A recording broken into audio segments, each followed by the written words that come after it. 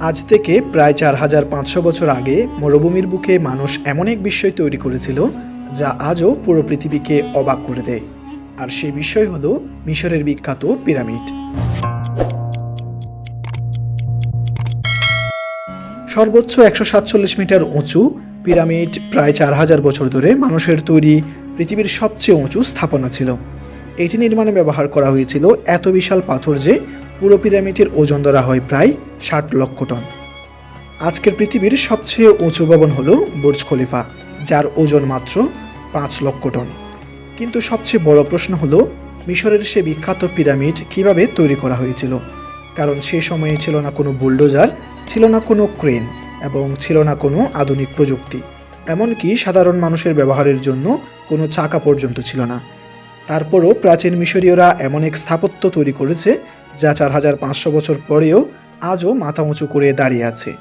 একবার ভাবুন তো, ১,০০০ বছরের প্রখর গরম, মরুভূমির ঝড়, বৃষ্টি, ঘূর্ণিঝড় এবং ভূমিকম্প, তারপর এই স্থাপনাটি আজ পর্যন্ত টিকে রয়েছে। তাহলে কি ছিল এর রহস্য? কিভাবে আধুনিক প্রযুক্তি ছাড়াই মানুষ এমন অসম্ভব জিনিস তৈরি করলো?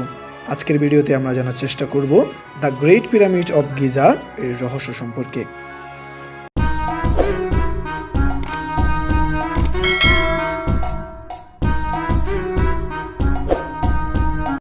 ইতিহাসে যত পিছনে যাওয়া যায় ততই কঠিন হয়ে যায় নিশ্চিতভাবে জানা আসলে পিরামিড কখন এবং কিভাবে তৈরি করা হয়েছিল।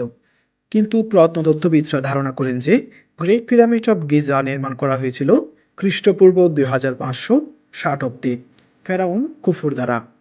প্রাচীন ইজিপ্টের রাজাদের আমরা ফেরাউন বলে জেনে থাকি। ফেরাউন খুফুর ব্যাপারে নির্দিষ্টভাবে বললে আমরা এই রাজা সম্পর্কে খুব বেশি কিছু জানি না। শুধু এটুকু জানা যায় যে তিনি ছিলেন ফোর্থ ডাইনাস্টি অফ ইজিপ্টের দ্বিতীয় রাজা। এই পিরামিডগুলো মিশরের নীল নদের তীরে অবস্থিত।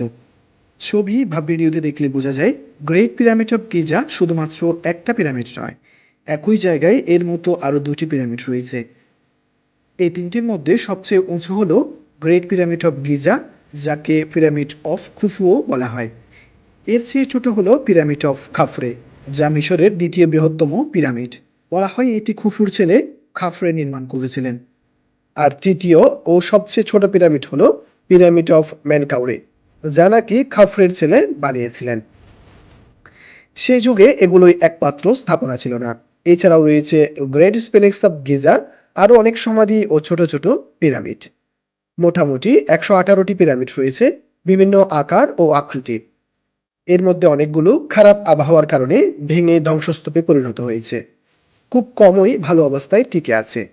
তবে সবচেয়ে ভালোভাবে সংরক্ষিত এই তিনটি পিরামিডই, বিশেষ করে গ্রেট পিরামিড অফ গিজা।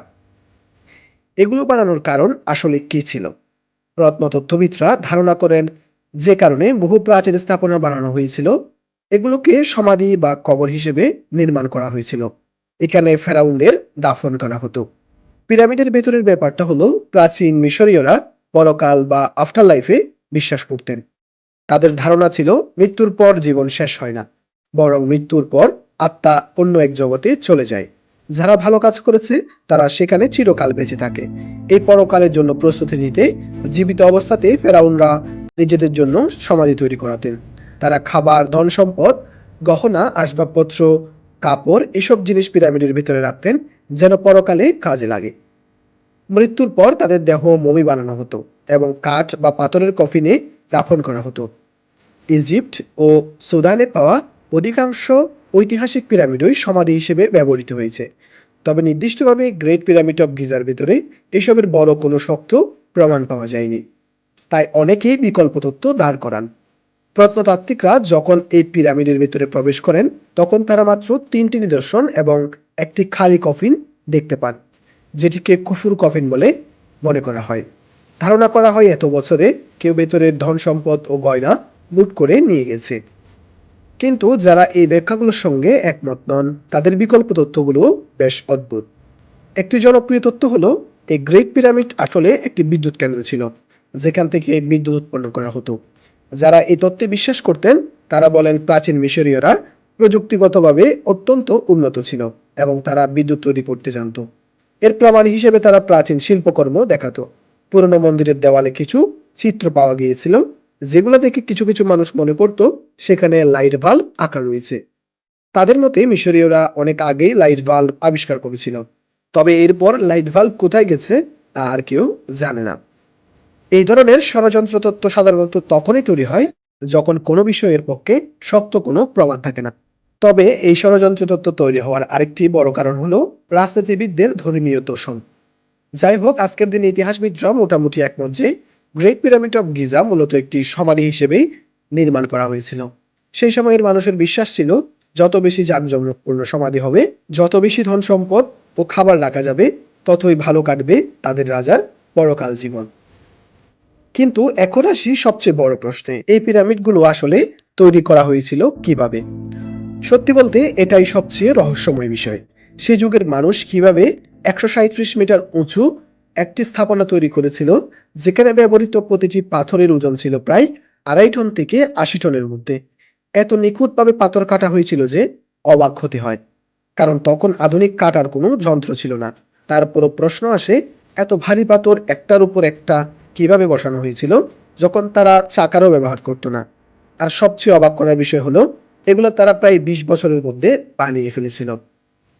ধারণা করা হয় গ্রেট পিরামিড অফ গিজা নির্মাণে প্রায় 20 বছর সময় লেগেছিল। মিশরের পিরামিড নিয়ে যত রকমের সিনেমা বানানো হয়েছে, সেই সিনেমায় প্রায় দেখানো হয় দরিদ্র মানুষদের জোর করে দিনরাত কাজ করানো হতো, আর প্রহরীরা তাদের চাবুক মারত। নিশ্চয়ই কোনো না কোনো সিনেমায় এমন দৃশ্য আপনারা দেখেছেন। অনেকদিন পর্যন্ত মানুষ ভাবত দাসরাই এইসব পিরামিড তৈরি করেছে। খ্রিস্টপূর্ব 5ম শতাব্দীর গ্রিক ইতিহাসবিদ হেরোডোটাস প্রথম এই ধারণা দিয়েছিলেন। কিন্তু আমরা জানি বাস্তবে বিষয়টা এমন ছিল না। যারা পিরামিড নির্মাণে কাজ করত তারা ছিল দক্ষ শ্রমিক। তাদের না খাইয়ে বা মারধর করে কাজ করানো হতো না, বরং ভালো খাবার দেওয়া হতো। এমনকি সে সময়ের গড় মিশরীয় নাগরিকদের তুলনায় তারা বেশি স্বাস্থ্যবান ও শক্তিশালী ছিল। তারা নির্মাণস্থলের কাছাকাছি শহরেই থাকত। এছাড়াও বছরের বিভিন্ন সময়ে সাধারণ মানুষও সাহায্য করত। যেমন কৃষকেরা যখন চাষাবাদে ব্যস্ত থাকতো না, তখন এসে নির্মাণ কাজে অংশ নিত।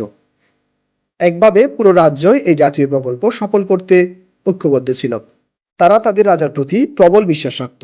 সব মিলিয়ে প্রায় 20 থেকে 30 হাজার শ্রমিক এই নির্মাণ কাজে যুক্ত ছিল, যারা দিনে প্রায় 10 ঘন্টা কাজ করত। নির্মাণ সামগ্রীর কথা বললে প্রায় 5.5 মিলিয়ন টন চুনাপাথর, 8,000 টন গ্রানাইট এবং 5 লক্ষ টন মর্টার ব্যবহার করা হয়েছিল। অধিকাংশ পাথর আশপাশের এলাকা থেকে এলেও কিছু দক্ষিণ মিশর থেকে আনা হয়েছিল, যা প্রায় 800 কিলোমিটার দূরে। এখন প্রশ্ন হলো, এত বড় পাথর কাটা হতো কিভাবে? তখন কোনো উন্নত যন্ত্রপাতি ছিল না যা দিয়ে পাথর কাটা যায়। শক্ত গ্রানাইট ভাঙার জন্য তারা ডোলেরাইট পাথর ব্যবহার করত।